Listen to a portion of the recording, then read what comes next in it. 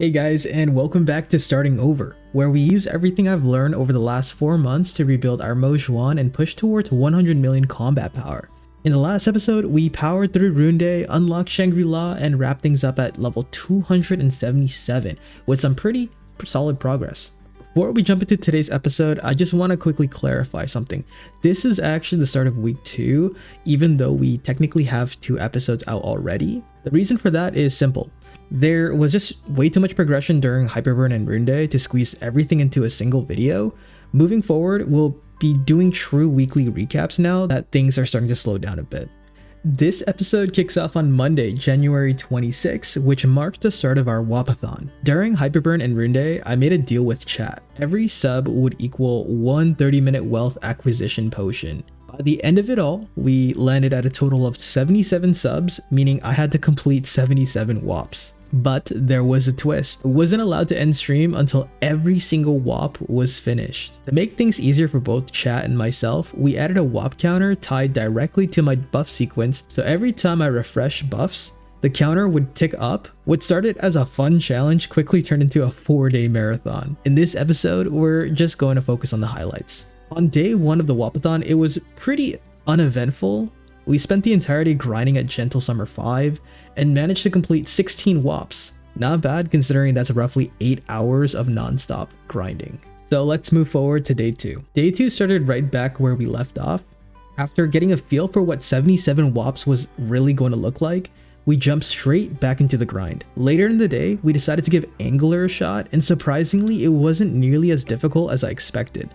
Yeah, no, Mojwan's burst, I did not realize was so freaking strong, guys. I was a little worried since we had been leveling up so quickly that Mojwan hadn't really had the time to marinate. But we ended up clearing it pretty comfortably. We almost hit 278 during that run, finishing at 97%. But with plenty of WAPs still ahead of us, those last few percentages wasn't going to be a problem. The Angler clear also pushed us at 317 fragments, which meant we could immediately bump Janice up to level 10. From there, we headed back to Gentle Summer 5 to finally hit 278. That unlocked Harsh Winter 4 for us, which quickly became one of my favorite Shangri-La maps. The layout is compact and the mob density is great, perfect for extended WAP sessions. Around this point, we decided to try a solo hard Lotus run.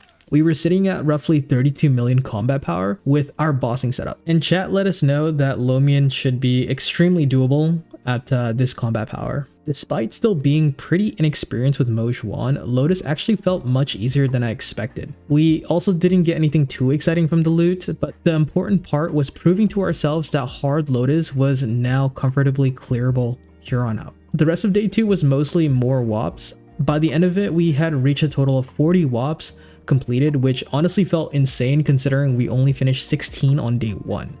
To be fair though, we put in about 16 hours on day 2, so it definitely showed. Then we wrapped things up with some light cubing to improve our drop and meso gear, but unfortunately nothing really worth highlighting came out of that session, and that's where day 2 of the Wapathon came to a close. Moving forward to day 3. On day 3 of our Wapathon, it was back to the mines. Though we realized we've been farming familiars this entire time with only 1 fam slot. We then made the decision to set time aside to work on getting all 3 slots to make our familiar grind more efficient. We did have our boy Nimbus to keep us company for a bit. He was showing off the adversary android, which was actually so cool. It sucks knowing that I probably won't be getting that anytime soon. But shout out to Nimbus. Make sure to go check out his content on YouTube, as if I'm being completely honest, I never thought I would actually get the experience to be able to chat with him, since I was watching his videos long before I decided to pick up content myself. After about an hour of farming badges, we finally unlocked all of our familiar slots, which made it feel better to grind knowing I'm maximizing my opportunities for new familiars. If I'm being honest, I really didn't want to do it on stream as I was trying to put it off, but fortunately stream did end up convincing me. We then proceeded to just continue knocking out some more WAPs until daily reset, as today was actually weekly reset, meaning we had an opportunity to do our weekly bosses. We didn't get anything notable until we ended up getting yes, Black Bean Mark boys. That's a 109. I can math. Black Bean Mark was huge for us, but we left it untouched since we're still trying to finish our drop in meso gear, and that's been eating all of our meso as of lately. Later down the line, we redeemed more Twintina boxes and got our Moj 1 to 279, which puts us only one level away from Arteria Hell. Moving forward, I'm not sure why my luck lately for hybrid training gear has been so unlucky, as I've been constantly zeroing out, but this makes up for it. It's weird because I'm exhausted, but I'm not tired. Oh, Dom Pen! Dom Pen! Dom Pen! We did leave the Dom Pennant untouched for now, and that pretty much wraps up day 3 of our Wapathon, putting us at 60 Wops out of 77. That means we only need to do 17 more Wops left. Before we continue, I just want to say thank you for all the support on this series. If you're enjoying it, a like, comment, or subscribe goes a long way for us. These episodes take a lot of time to make, but seeing you guys show up every week honestly makes it worth it. And now back to the episode.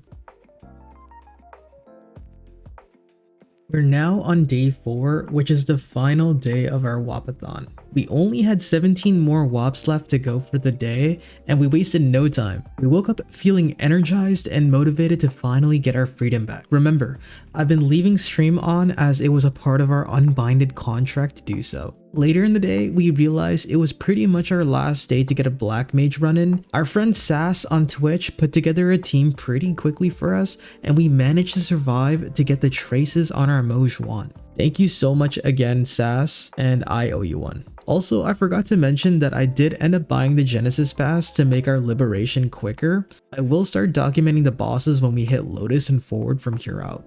Nothing else to really highlight for our last day. My takeaways from this challenge is I didn't realize how much I underestimated 77 Wops. We were spending at most 15 hours at the desk per day to really push through these, but I was fortunate enough to have a ton of company to keep me sane, so thank you guys. One last progression highlight I want to mention is that when we ended our stream, I did end up doing a Damien run, so unfortunately I don't have the footage for this, but I kid you not, I got an eye patch on my first ever solo on Damien.